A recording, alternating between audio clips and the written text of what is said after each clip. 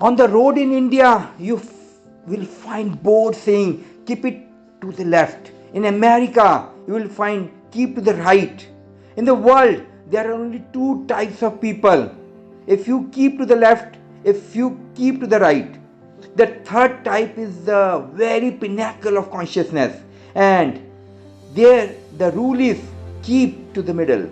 Don't try it on the road, but on life's way, keep to the middle. Never to the left, never to the right, just to the middle. And in the middle, there will be glimpses of balance. Warm welcome to Weekly Mystic Podcast on YouTube channel, Mystic World Life Solutions with me. I'm Sakshi Narendra. From the natural world to our personal life, balance plays a crucial role in maintaining harmony, stability, and growth. In this Mystic Podcast, we will dwell into the importance of balance, its various forms, and how we can cultivate it in our daily lives. The natural world is full of examples of balance, from the intricate dance of ecosystems to the majestic balance of the universe. Nature shows us that balance is essential for survival and survival. The laws of physics, chemistry, and biology all rely on balance to function. For instance, the balance of oxygen and carbon dioxide in our atmosphere is crucial for life on Earth. There were two friends of the king, and both were proved guilty of a crime. Since he loved them, the king wanted to show them mercy. But he could not acquit them, because even a king's word cannot prevail over the law. So he gave this verdict. A rope was to be stretched over a deep chasm, and one after another the two were to walk across it. Whosoever reached to the other side was to be granted his life. It was done as the king ordered, and the first of the friends got safely across. The other, still standing on the same spot, cried to him, "Tell me, my friend, how did you manage to cross?" The first called back, "I don't know anything but this. Whenever I felt myself toppling over to one side, I leaned to the other." Existence is paradoxical. Paradox is its very core. It exists through opposites. It is a balance in the opposites. And one who learns how to balance becomes capable of knowing what life is, what existence is, what truth is. The secret is balance. The very process of life is dialectical, a meeting of the opposites, a conflict between the opposites, and yet a meeting of the opposites. And life goes through this dialectical process, from thesis to antithesis, from antithesis to synthesis, and then again the synthesis becomes a thesis. The whole process starts again. If Aristotle is true, when there can only be only men and no women, or only women and no men. If the world was made according to Aristotle, then there will be only light and no darkness, or only darkness and no light. That would be logical. There would be either life or death, but not both. Think of a world where life does not exist. Your mind may say, then life will be there eternally. But you are wrong. If death does not exist, life will simply disappear. It cannot exist without death. Death gives it to the background. Death gives it color and richness. Death gives it passion and intensity. So death is not against life. The first thing, death is involved in life. And if you want to live authentically, you have to learn how to continuously die authentically. You have to keep a balance between the birth and death, and you have to remain just in the middle. That remaining in the middle cannot be a static thing. It is not that once you have attained to balance, finished, then there is nothing to be done. That is nonsense. One never achieves balance forever. One has to achieve it again and again and again. This is very difficult to understand because our minds have been cultivated in concepts which are not applicable to real life. There is a point you can understand, you can feel it. There is a point when you are not leaning to the either extreme. You are exactly in the middle. In that split second, suddenly there is a grace. Everything is in equilibrium. And that's how one can serve existence. Remain in balance and it becomes a service to existence. Remain in balance and existence is available to you and you are available to existence.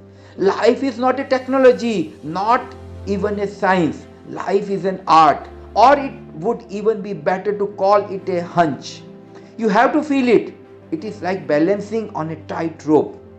Cultivating balance involves all areas of holistic life for growth: physical balance, emotional balance, mental balance, and even spiritual balance. Physical balance is essential for our overall well-being. Our bodies rely on balance to maintain posture, move with ease, and prevent injuries. When we are physically balanced, we feel more grounded, centered, and confident. On the other hand, physical imbalance can lead to chronic pain, fatigue, and decreased mobility. Emotional balance is just as crucial as the physical balance. When we are emotionally balanced, we can navigate life challenges with greater ease, resilience, and clarity. Emotional balance allows us to form healthy relationships, make wise decisions, and cultivate a positive mindset. Conversely, emotional imbalance can lead to anxiety, depression, and burnout. Mental balance is the foundation of our cognitive well being. When we are mentally balanced, we can focus, concentrate, and think critically. Mental balance enables us to learn, adapt, and innovate. And on the other hand, mental imbalance can lead to mental fogginess, confusion, and decreased productivity. Spiritual balance is the connection to our higher selves, the universe, and a power greater than ourselves.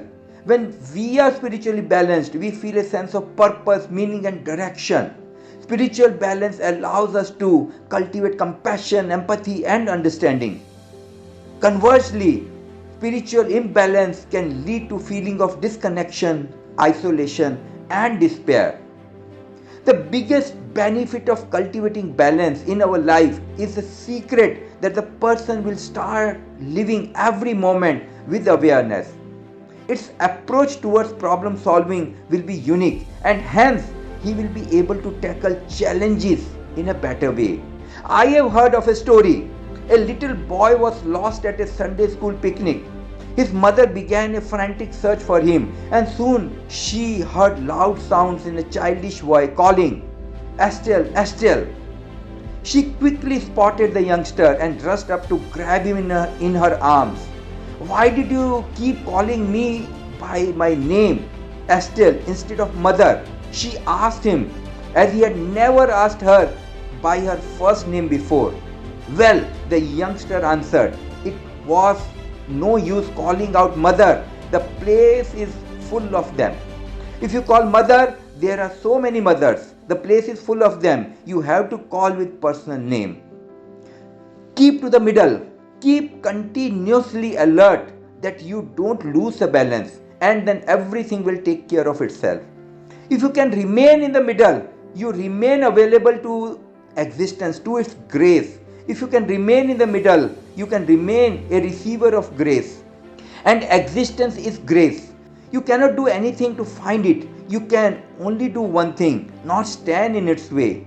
And whenever you move to an extreme, you become so tense that very tension makes you too solid. Whenever you are in the middle, tension disappears. You become liquid, fluid, and you are no more in the way.